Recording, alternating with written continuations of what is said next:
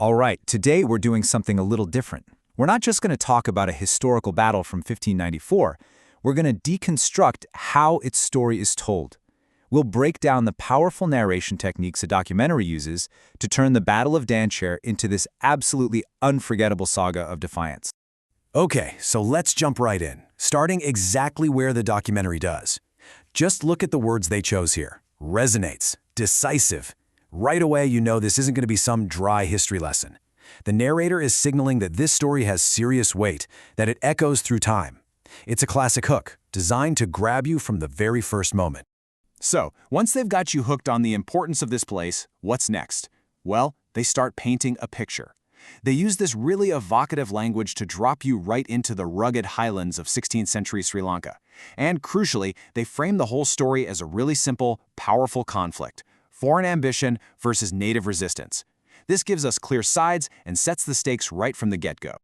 Next up, the narration gets down to business, building the historical context. You know, a great story doesn't just throw you into the middle of the fight, it tells you why everyone's fighting in the first place. Here, the storyteller quickly gets us up to speed on the key players, the Portuguese on the coast and the independent Kandyan Kingdom, and spells out the stakes for the invasion of 1594. And this is where it gets really clever. You see a simple timeline here, right? But what the storyteller is doing is using it as a super powerful narrative tool. In just 3 quick points, they cover almost 100 years of rising tension. We see this clear line from just trading to political meddling to an all-out invasion. It's incredibly efficient storytelling. It gets us right up to speed without getting bogged down in all the details. Okay, now this is a classic storytelling move. The narrator starts building up the Portuguese army as this massive, seemingly invincible force. And there's a good reason for that, right? The bigger they seem, the more epic their downfall is going to be. But then, almost immediately, the story pivots to show us the army's weaknesses, which creates fantastic tension and foreshadows what's to come. And they start with this one huge number, 20,000. It's meant to be imposing, to make you think, wow, that's a juggernaut of an army marching into the heart of the island. It feels unstoppable. But then, boom, here's the counterpoint.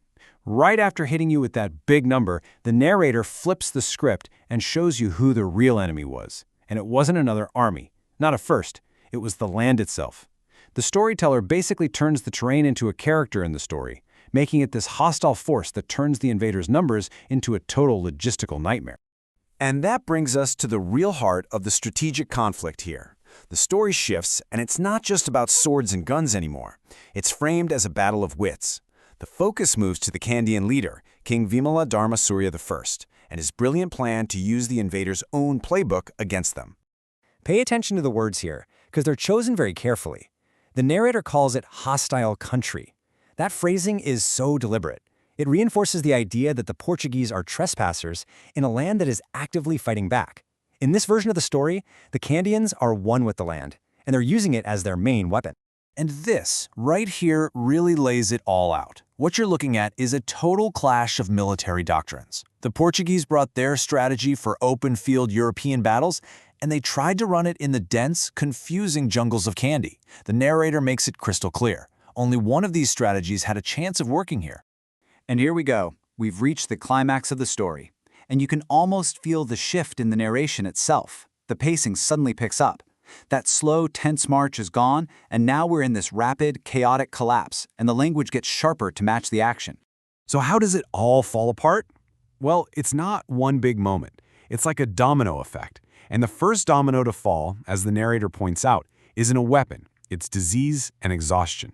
The hostile country strikes first, and the army literally starts to rot from the inside out. Next up is the psychological blow. Their local allies start peeling off, abandoning them. You can just imagine the morale completely cratering at this point. The feeling of being alone and doomed must have been overwhelming. And all of this just sets the stage for the inevitable end.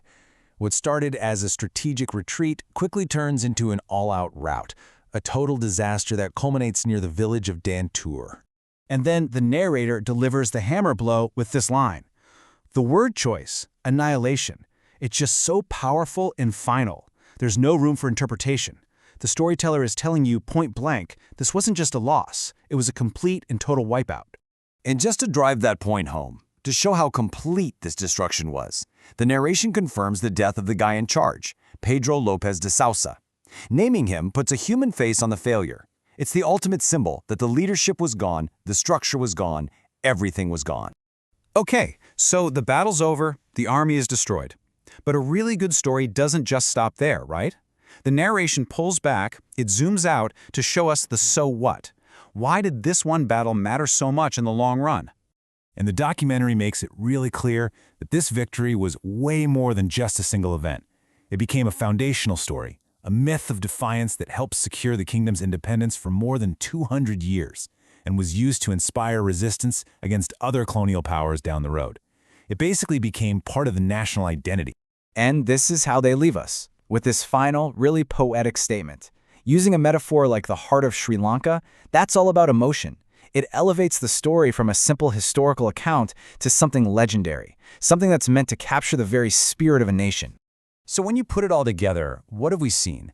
The story of Danture is, yeah, about military strategy, but it's also a masterclass in the power of narration.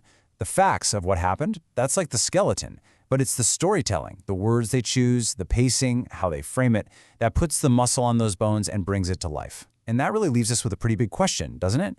How many other stories from history are defined not just by what happened, but by how skillfully that story gets told?